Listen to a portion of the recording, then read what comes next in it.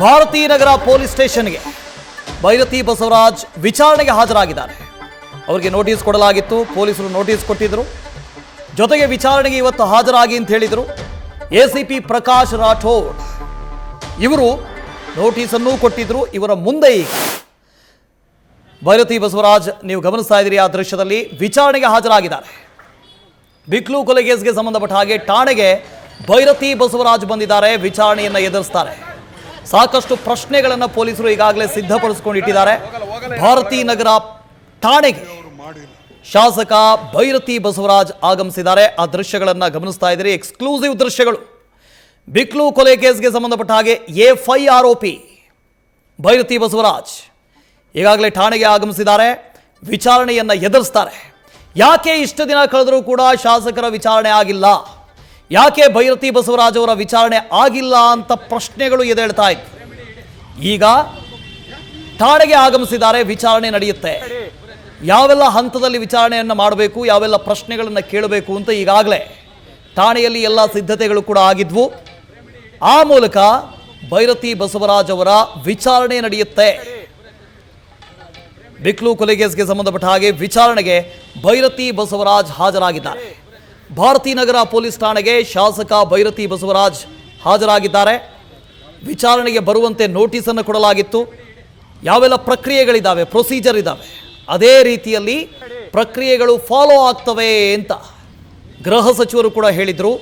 ಹಾಗಾಗಿ ಇಲ್ಲಿ ಪ್ರಭಾವ ಬಳಸುವಂಥದ್ದಾಗಿರ್ಬೋದು, ಇವರು ಶಾಸಕರು ಅನ್ನೋ ಕಾರಣಕ್ಕಾಗಿರ್ಬೋದು, ಯಾವುದೇ ಎಕ್ಸಂಪ್ಷನ್ ಕೊಡೋದಿಲ್ಲ. ಪ್ರೊಸೀಜರ್ ಏನಿದೆ ಆ ರೀತಿಯಲ್ಲೇ ವಿಚಾರಣೆ ಆಗುತ್ತೆ ಅಂತ ಹೇಳಿ ಗೃಹ ಸಚಿವರು ಕೂಡ ಹೇಳಿದರು. ಆ ನಿಟ್ಟಿನಲ್ಲಿ ಈಗ ವಿಚಾರಣೆಗೆ ಹಾಜರಾಗಿದ್ದಾರೆ ಶಾಸಕ ಭೈರತಿ ಬಸವರಾಜ್. ಭಾರತೀ ನಗರ ಪೊಲೀಸ್ ಠಾಣೆಗೆ ಹಾಜರಾಗಿದ್ದಾರೆ. ದೃಶ್ಯಗಳಲ್ಲಿ ಗಮನಿಸ್ತಾ ಇದ್ದೀರಿ, ಬಿಕ್ಲು ಶಿವ ಕೊಲೆಗೆ ಸಂಬಂಧಪಟ್ಟ ಹಾಗೆ ಪ್ರಧಾನ ಪಾತ್ರದಲ್ಲಿ ಇವರಿದ್ರು. ಶಾಸಕರು ಅಲ್ಲಿ ಕುಮ್ಮಕ್ಕು ಕೊಟ್ಟಿದ್ರು. ಜಗ್ಗು ಅಂತ ಯಾರಿದ್ದಾರೋ A1 ಆರೋಪಿ, ಆತನಿಗೆ ಕುಮ್ಮಕ್ಕು ಕೊಟ್ಟಿದ್ರು ಅನ್ನೋ ಆರೋಪವನ್ನು ಕೂಡ ಮಾಡಿದ್ರು. ಈ ಹಿನ್ನೆಲೆಯಲ್ಲಿ ಭೈರತಿ ಬಸವರಾಜ್ ಇವರ ವಿಚಾರಣೆ ನಡೆಯುತ್ತೆ. ಶಿವಕುಮಾರ್ ಇದರ ಬಗ್ಗೆ ಡೀಟೇಲ್ಸ್ ಅನ್ನು ಕೊಡ್ದು ಹೋಗ್ತಾರೆ. ಠಾಣೆಯಿಂದ ನೇರ ಸಂಪರ್ಕದಲ್ಲಿ ಜಾಯಿನ್ ಆಗ್ತಾ ಇದ್ದಾರೆ ಶಿವಕುಮಾರ್. ಈಗಾಗಲೇ ಭೈರತಿ ಬಸವರಾಜ್ ಆಗಮಿಸಿದ್ದಾರೆ, ಇನ್ನೇನು ವಿಚಾರಣೆ ಆರಂಭ ಆಗತ್ತೆ. ಪ್ರಶ್ನಾವಳಿಗಳನ್ನು ಕೂಡ ಪೊಲೀಸರು ರೆಡಿ ಮಾಡಿ ಇಟ್ಕೊಂಡಿದ್ದಾರೆ. ಇವರನ್ನ ಬಂಧನ ಮಾಡುವಂಥ ಸಾಧ್ಯತೆ ಏನಾದರೂ ಇರುತ್ತಾ, ಅಥವಾ ಎಷ್ಟು ಹೊತ್ತಿನವರೆಗೆ ಈ ವಿಚಾರಣೆ ನಡೆಯುತ್ತೆ?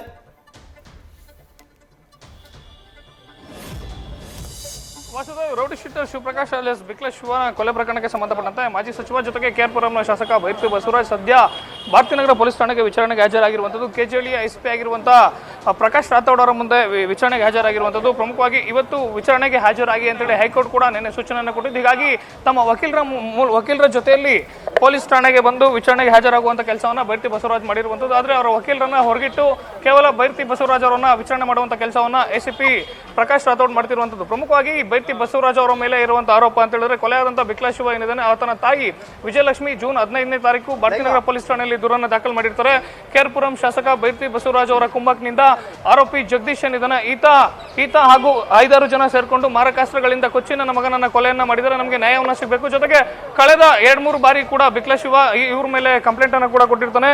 ಕಿತ್ತಂಗನೂರಿನ ಸರ್ವೆ ನಂಬರ್ 212ರ ಜಮೀನಿಗೆ ಸಂಬಂಧಪಟ್ಟಂತೆ ಸುಮಾರು 1.5 ಎಕರೆ ಜಮೀನನ್ನ ಬಿಕ್ಲ ಶಿವ ಏನಿದ್ದಾನೆ ಅಂದ್ರೆ ಶಿವಪ್ರಕಾಶ್ ಅವರು ಅವರ ಹೆಸರಿಗೆ ಜಿಪಿಯನ್ನ ಮಾಡ್ಕೊಂಡಿರ್ತಾರೆ.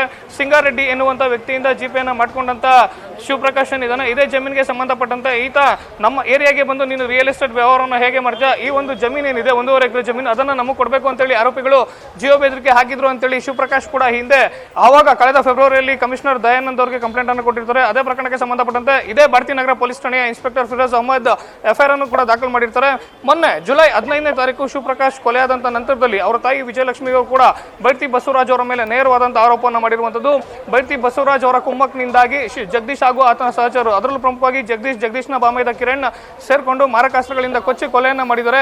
ಕಳೆದ 6-7 ತಿಂಗಳಿಂದಲೂ ಕೂಡ ಇವರು ಶಿವಪ್ರಕಾಶ್ ಏನಿದ್ದಾರೆ ಇವರನ್ನ ಫಾಲೋ ಮಾಡಿ ಹತ್ಯೆಯನ್ನ ಮಾಡಿದ್ದಾರೆ ಅಂತೇಳಿ ಆರೋಪವನ್ನು ಮಾಡಿದ್ರು. ಇದೇ ಪ್ರಕರಣಕ್ಕೆ ಸಂಬಂಧಪಟ್ಟಂತೆ ಭೈರತಿ ಬಸವರಾಜ್ ಹೈಕೋರ್ಟ್ ಮೊರೆಯನ್ನು ಹೋಗಿದ್ರು, ಅಂದ್ರೆ ಪ್ರಕರಣವನ್ನು ರದ್ದು ಕೋರಿ. ಆದ್ರೆ ಕೊಲೆ ಕೇಸ್ ಆಗಿರೋದ್ರ ಹಿನ್ನೆಲೆಯಲ್ಲಿ ಸುಮಾರು 14 ವರ್ಷಗಳ ಶಿಕ್ಷೆ ಇರುವಂತಹ ಪ್ರಕರಣ. ಹೀಗಾಗಿ ನೀವು ಹೋಗಿ ತನಿಖೆಗೆ ಸಹಕರಿಸಬೇಕು. ಜೊತೆಗೆ ಪೊಲೀಸ್ ಅಧಿಕಾರಿಗಳು ಒಂದು ವೇಳೆ ಪ್ರಕರಣದಲ್ಲಿ ಆರೋಪಿತ ಸ್ಥಾನದಲ್ಲಿರುವಂತಹ ಶಾಸಕ ಭೈರತಿ ಬಸವರಾಜ್ ಏನಿದ್ದಾರೆ ಇವರ ಅರೆಸ್ಟ್ ಮಾಡುವಂಥದ್ದು ಅಗತ್ಯ ಬಿದ್ದಂಥ ಸಂದರ್ಭದಲ್ಲಿ ಪೊಲೀಸರು BNS 35 / 235 ಅಂದ್ರೆ CRPC ಹಿಂದೆ IPC ಇದ್ದಂಥ ಸಂದರ್ಭದಲ್ಲಿ CRPC 41 141 ಸೆಕ್ಷನ್ ಅಡಿಯಲ್ಲಿ ಏನು ಅರೆಸ್ಟ್ ಪ್ರೊಸೆಸ್ ಅನ್ನ ಪೊಲೀಸರು ಫಾಲೋವನ್ನು ಮಾಡಬೇಕಿತ್ತು ಅದನ್ನ ಮಾಡಬೇಕು ಅಂತೇಳಿ ಹೈಕೋರ್ಟ್ ಸ್ಪಷ್ಟವಾದಂತಹ ಸೂಚನೆಯನ್ನು ಕೊಟ್ಟಿರುವಂತದ್ದು. ಅಂದ್ರೆ ಒಂದು ವೇಳೆ ಆರೋಪಿತ ಸ್ಥಾನದಲ್ಲಿರುವಂತಹ ವ್ಯಕ್ತಿಯನ್ನ ಬಂಧಿಸುವ ಅಗತ್ಯತೆ ಬಿದ್ದಂತ ಸಂದರ್ಭದಲ್ಲಿ ಕಾನೂನನ್ನ ಪಾಲನೆ ಮಾಡಿ ಮುಂದಿನ ಕ್ರಮವನ್ನು ತೆಗೆದುಕೊಳ್ಬೇಕು ಅಂತೇಳಿ ಹೈಕೋರ್ಟ್ ಹೇಳಿರುವಂತದ್ದು. ಅಂದ್ರೆ ಆರೋಪಿಗಳು ಕೊಟ್ಟಂತ ಹೇಳಿಕೆ ಆಗಿರ್ಬೋದು, ಜೊತೆಗೆ ಪ್ರಕರಣಕ್ಕೆ ಸಂಬಂಧಪಟ್ಟಂತೆ ಬೈರತಿ ಬಸವರಾಜ್ ವಿರುದ್ಧ ದೂರರು ಮಾಡಿರುವಂತಹ ಆರೋಪ ಆಗಿರುವಂತದ್ದು. ಜೊತೆಗೆ ಕಳೆದ 6-7 ತಿಂಗಳುಗಳಿಂದ ಈಗ ಆಲ್ರೆಡಿ ಪ್ರಕರಣದಲ್ಲಿ A1 ಆರೋಪಿ ಆಗಿರುವಂತಹ ಜಗದೀಶ್ ಜೊತೆಗೆ ಪ್ರಕರಣದಲ್ಲಿ ಬಂಧಿತನಾಗಿರುವಂತಹ ಕಿರಣ್ ಏನಿದ್ದಾರೆ, ಇವರ ಜೊತೆಯಲ್ಲಿ ಒಂದು ವೇಳೆ ಶಾಸಕರೇನಾದರೂ ಟೆಕ್ನಿಕಲ್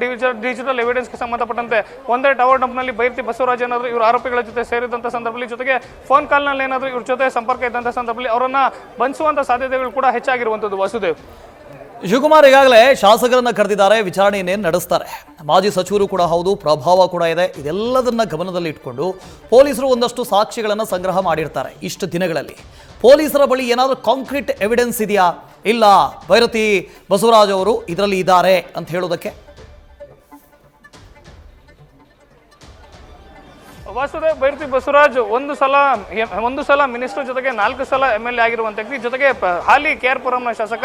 ಆದ್ರೆ ಪೊಲೀಸ್ ಅಧಿಕಾರಿಗಳ ಮುಂದೆ ಆತ MLA ಆಗಲಿ, ಮಿನಿಸ್ಟರ್ ಆಗಲಿ, ಸಾಮಾನ್ಯ ಪ್ರಜೆ ಆಗಲಿ ಎಲ್ಲರನ್ನೂ ಕೂಡ ಒಂದೇ. ಅದರಲ್ಲೂ ಪ್ರಮುಖವಾಗಿ ಈ ಕೇಸ್ನಲ್ಲಿ ಶಾಸಕ ಬೈರತಿ ಬಸವರಾಜ್ ಅವರನ್ನ ACP Prakash Rathod video recording ನಲ್ಲಿ ಸ್ಟೇಟ್ಮೆಂಟ್ ಅನ್ನು ಮಾಡ್ತಿರುವಂತದ್ದು. ಅಂದ್ರೆ ಅವರ ವಿಚಾರಣೆಯ ಸಂಪೂರ್ಣ ವಿಡಿಯೋ ಚಿತ್ರೀಕರಣವನ್ನು ಮಾಡ್ತಿರುವಂತದ್ದು. ಪ್ರಮುಖವಾಗಿ ಇವರಿಗೆ ನೋಟಿಸ್ ಅನ್ನ ಕೊಡ್ಲಿಕ್ಕೆ ಪ್ರಮುಖವಾದಂತಹ ಕಾರಣ, ಜೊತೆಗೆ ಇವತ್ತು ವಿಚಾರಣೆಗೆ ಹಾಜರಾಗಲಿಕ್ಕೆ ಪ್ರಮುಖವಾದಂತಹ ಕಾರಣ, ಮೃತ ವ್ಯಕ್ತಿ ಶಿವಪ್ರಕಾಶ್ ಏನಿದ್ದಾನೆ ಆತನ ತಾಯಿ ವಿಜಯಲಕ್ಷ್ಮಿ ಘಟನೆ ನಡೆದಂತ ದಿನ ಜುಲೈ 15ನೇ ತಾರೀಕು ಏನು ಆತನನ್ನ ಭಾರತೀನಗರ ಪೊಲೀಸ್ ಠಾಣಾ ವ್ಯಾಪ್ತಿಯಲ್ಲಿ ಭೀಕರವಾಗಿ ಹತ್ಯೆ ಮಾಡುತ್ತೆ. ಅದಂತ ನಂತರದಲ್ಲಿ ವಿಜಯಲಕ್ಷ್ಮಿ ಅವರು ನೇರವಾಗಿ ಆರೋಪನ ಮಾಡಿದ್ದು KR-ಪುರಂನ ಶಾಸಕ ಬೈರತಿ ಬಸವರಾಜ್ ಅವರ ಕುಮ್ಮಕ್ನಿಂದಲೇ 5-6 ಜನ ನನ್ನ ಮಗನನ್ನ ಹತ್ಯೆಯನ್ನ ಮಾಡಿದ್ದಾರೆ. ಇದೇ ವಿಚಾರಕ್ಕೆ ಸಂಬಂಧಪಟ್ಟಂತೆ ಇದೇ ಬೈರತಿ ಬಸವರಾಜ್, ಜಗದೀಶ್, ಕಿರಣ್ ಸೇರಿದಂತೆ 5-6 ಜನರ ವಿರುದ್ಧವಾಗಿ ಈ ಹಿಂದೆ ಕೂಡ 2-3 ಬಾರಿ ನನ್ನ ಮಗ ಪೊಲೀಸ್ ಠಾಣೆಗೆ ದೂರನ್ನು ಕೂಡ ಕೊಟ್ಟಿದ್ದಾನ ಮಾಹಿತಿಯನ್ನ ಮೃತ ಶಿವಪ್ರಕಾಶ್ ಅವರ ತಾಯಿ ವಿಜಯಲಕ್ಷ್ಮಿ ಕೊಡುವಂತ ಕೆಲಸವನ್ನ ಮಾಡ್ತಾರೆ. ಜೊತೆಗೆ ಪ್ರಕರಣದಲ್ಲಿ ಬಂಧಿತರಾಗಿರುವಂತಹ ಪ್ರಮುಖ ಆರೋಪಿ ಕಿರಣ್ ಏನಿದ್ದಾನೆ, ಕಿರಣ್ ಪ್ರಕರಣದಲ್ಲಿ A2 ಆರೋಪಿ ಆದ್ರೆ ಸದ್ಯ ನಾಪತ್ತೆ ಆಗಿರುವಂತಹ A1 ಆರೋಪಿ ಜಗದೀಶ್ ಏನಿದ್ದಾನೆ, ಈತ ಈ ಹಿಂದೆ ಕೂಡ ಈತನ ವಿರುದ್ಧವಾಗಿ ಶಿವಪ್ರಕಾಶ್ ದೂರನ್ನು ಕೊಡುವಂತ ಕೆಲಸವನ್ನು ಮಾಡ್ತಾರೆ. ಜೊತೆಗೆ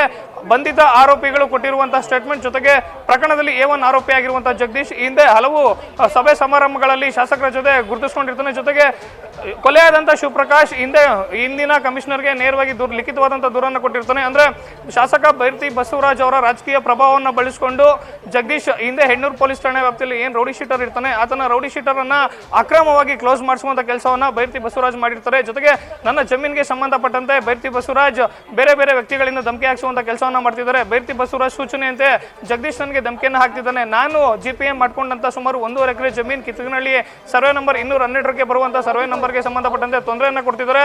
ರಾಮಮೂರ್ತಿ ನಗರ ಪೊಲೀಸ್ ಠಾಣಾ ವ್ಯಾಪ್ತಿನಲ್ಲಿ ನನ್ನ ಕಚೇರಿ ಇದೆ, ಭಾರತೀನಗರ ವ್ಯಾಪ್ತಿಯಲ್ಲಿ ಮನೆ ಇದೆ, ಅಪರಿಚಿತ ವ್ಯಕ್ತಿಗಳು ನನ್ನನ್ನು ಫಾಲೋ ಮಾಡ್ತಿದ್ದಾರೆ ಅಂತೇಳಿ ಆತ 2-3 ಬಾರಿ ಲಿಖಿತವಾದಂತಹ ದೂರನ್ನು ಕೊಟ್ಟಿದ್ದಾನೆ.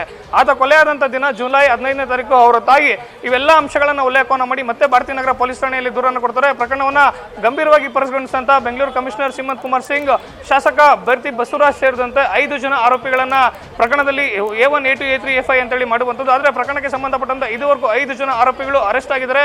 A1 ಆರೋಪಿ ಜಗದೀಶ್ ನಾಪತ್ತೆ ಇದ್ದು, A1 ಆರೋಪಿ ಜೊತೆ ಬೈರತಿ ಬಸವರಾಜ್ ಅವರು ನಿಕಟವಾದಂತಹ ಸಂಪರ್ಕ ಇರೋದ್ರ ಶಂಕೆಯಲ್ಲಿ, ಜೊತೆಗೆ ಪ್ರಕರಣದಲ್ಲಿ ದೊರಕಿರುವಂತಹ ಡಿಜಿಟಲ್ ಟೆಕ್ನಿಕಲ್ ಎವಿಡೆನ್ಸ್ ನ ಆಧಾರದ ಮೇಲೆ ಶಾಸಕರಿಗೆ ನೋಟಿಸ್ ಕೊಟ್ಟು ವಿಚಾರಣೆ ಮಾಡುವಂತ ಕೆಲಸವನ್ನ ಸದ್ಯ ಪೊಲೀಸರು ಮುಂದುವರಿಸಿರುವಂತದ್ದು. Vasudev, okay, thank you Shivakumar. ಈಗಲೇ ಶಾಸಕರು ಬೈರತಿ ಬಸವರಾಜ್ ಅವರು ವಿಚಾರಣೆಗೆ ಹಾಜರಾಗಿದ್ದಾರೆ, ಆ ದೃಶ್ಯದಲ್ಲಿ ಗಮನಿಸ್ತಾ ಇದ್ದೀವಿ. ಇನ್ನೊಂದು ಕಡೆ A1 ಆರೋಪಿ ಜಗ್ಗು ಎಲ್ಲಿದ್ದಾನೆ, ಏನು ಕತೆ ಎಂದು ಗೊತ್ತಿಲ್ಲ. ಈ A1 ಆರೋಪಿ ಹಾಗೂ A5 ಆರೋಪಿ ಬೈರತಿ ಬಸವರಾಜ್ ಇವರ ಮಧ್ಯೆ ಎಂಥ ಸಂಬಂಧ ಇತ್ತು ಎಂದು ಗೊತ್ತಿದೆ. ಆದರೆ ಇಲ್ಲಿ ಪೊಲೀಸರ ಎಡವಟ್ಟುಗಳನ್ನು ನೋಡಿ, ಲ್ಯಾಪ್ಸಸ್ಗಳನ್ನು ನೋಡಿ. ಈ ಹಿಂದೆ ಫೆಬ್ರವರಿಯಲ್ಲೇ ಈ ಹತನಾದಂಥ ವ್ಯಕ್ತಿ ಇದ್ದಾರಲ್ಲ ಶಿವ, ಬಿಕ್ಲು ಶಿವ, ಇವನು ಪೊಲೀಸರಿಗೆ ಕಂಪ್ಲೇಂಟ್ ಕೊಟ್ಟಿರ್ತಾನೆ. ನನ್ನ ಪ್ರಾಣಕ್ಕೆ ಸಂಚಿಕಾರ ಇದೆ, ನನ್ನನ್ನು ಕೊಲೆ ಮಾಡಬೇಕು ಅಂಥೇಳಿ ಒಂದು ಗ್ಯಾಂಗ್ ಹೊಂಚು ಹಾಕಿ ಕುಳಿತಿದೆ, ನನಗೆ ರಕ್ಷಣೆ ಕೊಡಿ ಅಂತ ಕೇಳ್ತಾರೆ.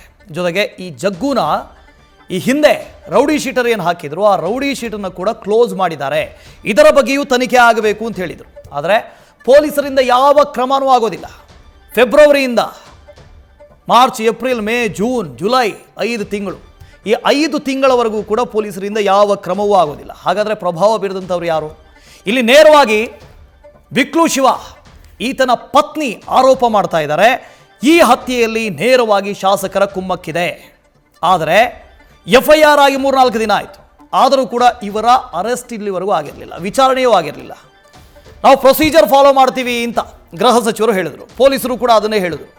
ಪ್ರೊಸೀಜರನ್ನು ಫಾಲೋ ಮಾಡ್ತೀವಿ. ನೋಟಿಸ್ ಕೊಟ್ಟಿದ್ದೀವಿ, ನೋಟಿಸ್ ಕೊಟ್ಟ ನಂತರ ಅವರು ಬರಬೇಕು. ಒಂದು ವೇಳೆ ಅಬ್ಸ್ಕ್ಯಾಂಡ್ ಆಗಿದ್ದಿದ್ರೆ, ಈಗ ಜಗ್ಗು ಇಲ್ಲ, A1 ಆರೋಪಿ ಇಲ್ಲ,